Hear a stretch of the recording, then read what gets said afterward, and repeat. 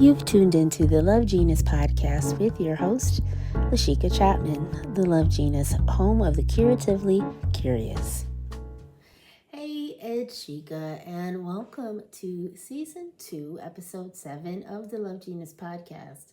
Now, you're looking at me, so obviously, this is a different format than what we're used to, and in this change in format, I'd like to introduce you to a switch as we close out what formerly was. So we were on our creativity series, and this is the last installation, but I'll keep it short. And in short, the theme of today's post is going to be on origin stories, coming back to where if you've ever worked with elementary school age children, especially kindergartners or first graders, they love a good origin story, especially their own. You may have seen it on television where children love to hear the story of when they were a baby or how they were brought home or a life that they have a hazy remembrance of.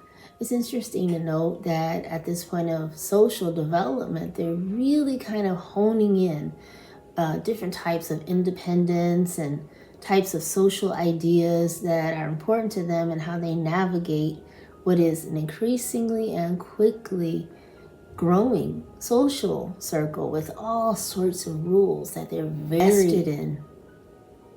If you're a fan of comics of any kind, whether it be Marvel or DC or any independent comic, what makes a good character, villain or otherwise, is its origin story, to the point where major franchises have gone back to make retroverse editions of famous film and comics that tell backstories that may switch many hardcore fans' ideas of their beloved characters.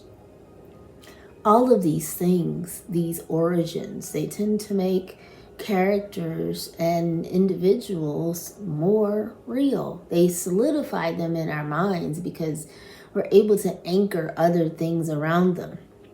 I mean, that's how we determine reality, a lot of us, right? And creativity, in many senses, is the same. We see depth and dimension because of shadow, because of things that surround the major subject our eyes are focused on, that brings it to life, that brings it out of the page or places it in such contrast that we are forced to examine it in a different way.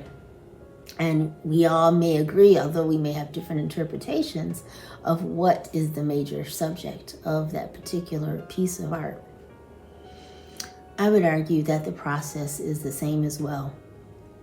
I shared a lecture with an amazing group of young ladies from my sister's keeper, and in that speech of teaching them what an anthropologist might do, I told them my villain origin story. Now, I'm no villain by any means, at least not in my own narrative, but I told them the story of growing up in a Rust Belt town, of brownfields and autoimmune clusters and illness narratives, and how that sparked ideas about empowerment and agency, and how these seminal ideas evolve into other behaviors that for me led to better experience dealing with health. Our processes are the same.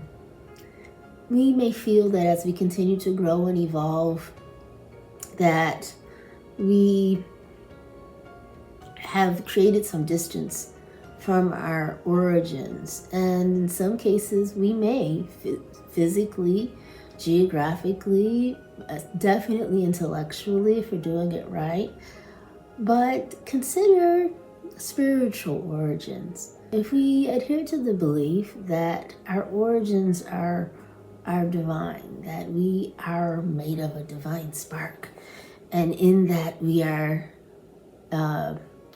sort of psychically reflective of the divine spark that created us, what's so wrong in starting back at the spark, back from where we came from? I was reminded earlier this evening of a beautiful spark of what I feel was someone reckoning a divine calling that touched millions of people, probably more than the individual is aware of or could count. And what continues to regenerate from that are more sparks. It's a simple act of the heart, but in its repetition and remembrance continues to spark and ignite and give life.